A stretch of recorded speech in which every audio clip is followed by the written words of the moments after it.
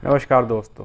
उम्मीद करता हूँ आप सब अच्छे होंगे, स्वस्थ होंगे और सुरक्षित होंगे। जैसे कि पिछली बार मैंने राहत इंदौरी साहब पे चर्चा की थी। राहत इंदौरी की कुछ अशार आप लोगों को सुनाए थे। तो मैंने उस समय भी कहा था, मैं आज भी कह रहा हूँ कि राहत साहब जो कि इंदौर के थे मूलतः, उनकी शायरी, उनका व्यक्तित्व और उनकी लेखनी ऐसी थी कि उन्हें एक वीडियो में कोई भी नहीं बता सकता। मैं क्या, कोई भी नहीं बता सकता।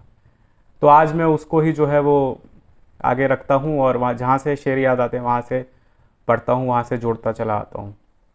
कहते हैं कि गुलाब, जब भी हम मंच पे जाया करते थे तो राज साहब का ये शेर पढ़ते थे कविता पाठ करने से पहले या मुशायरा शुरू करने से पहले कि गुलाब खाब दवा जहर जाम क्या क्या है।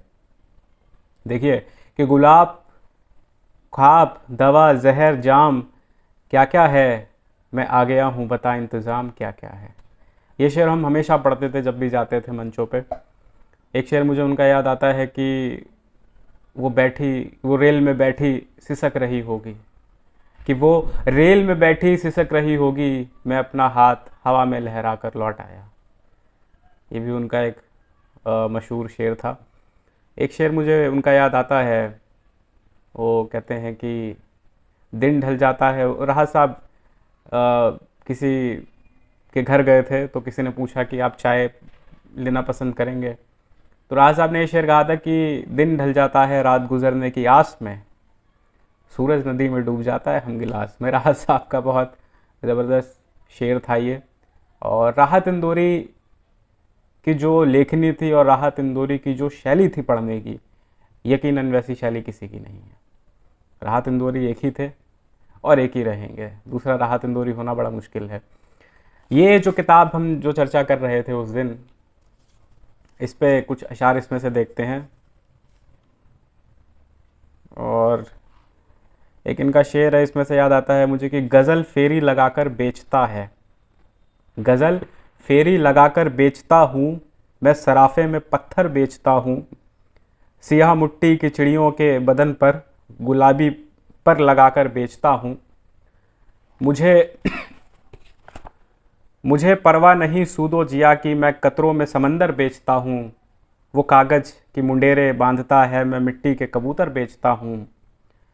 खरीदे हैं मेरे बच्चों ने फाके, मैं सड़कों पर मुकद्दर बेचता हूँ। और खामोशी है मेरे लफ्ज़ों की गाहक, बड़े नायाब गौहर बेचता हूँ, बड़े नायाब गौहर बेचता हूँ। राहत साहब का शेर, ये बहुत ही मशहूर शेर है उनका। और एक और मैं इसी में से पढ़ना चाहूँगा कि चेहरे से धूप आंखों से गहराई ले गया। देखिएगा आप लोगों के जहाँ जहाँ से जो मुझे लग रहा है चुनिंदा, वो मैं पढ़ रहा हूँ कि चेहरे से धूप आंख से गहराई ले गया, आईना सारे शहर की बिनाई ले गया, डूबे हुए जहाज़ पे क्या तब्स करें, ये हादसा तो सोचा कि गहराई ले गया। हालांकि बेजुबान था लेकिन अजीब था, हालांकि बेजुबान था लेकिन अजीब था, जो शख्स मुझसे छीन के गया ले गया। गालिब तुम्हारे वास्ते अब कुछ नहीं रहा, कि गालिब तुम्हारे वास्ते अब कुछ नहीं रहा, गलियों के सारे रंग तो सौदाई ले गया, गलियों के सारे रंग तो सौदाई ले गया। और ये शायरी मुख्यतः जो है, राहत साहब की शायरी तो खैर बहुत ही नायाब है। और शायरी की ये खासियत है कि हर कोई शायरी नहीं लिख सकता। जिसने शायरी लिखी उसने कोई ना कोई वजह ढूंढी, कोई ना कोई वजह रहा, कोई भी गज़ल रही होगी तब शायरी ये निकली है या शायरी पढ़ी है। और शायर की ये खासियत होती है, वो कहते हैं कि शेर अच्छा या बुरा नहीं होता। शायरों के मंचों मुशायरे में पढ़ा जाता था कि शेर अच्छा या बुरा नहीं होता, या तो होता है या फिर नहीं होता। तो शेर की सिंपल सी ये कहानी है। और हर उम्र में, हर समय में हर किसी ने अपनी शायरी जो है वो एक तरीके से मैं कहूँ तो कंट्रीब्यूट करी है। जॉन साहब ने करी है, राहत साहब ने करी है और गालिब ने करी है।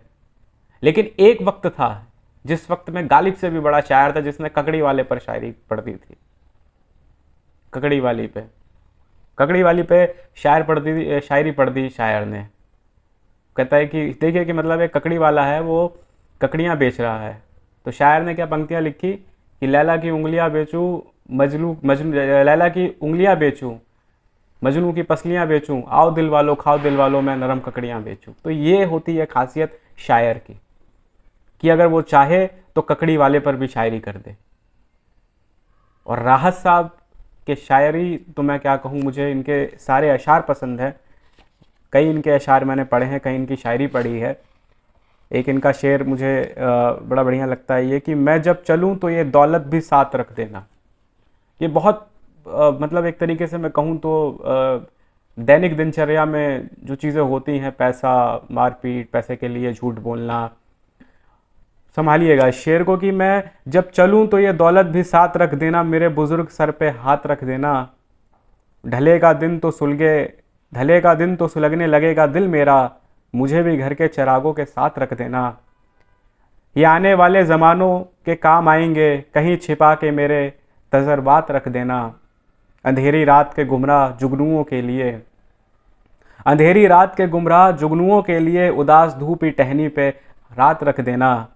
मैं एक सच हूँ अगर सुन सको तो सुनते रहो।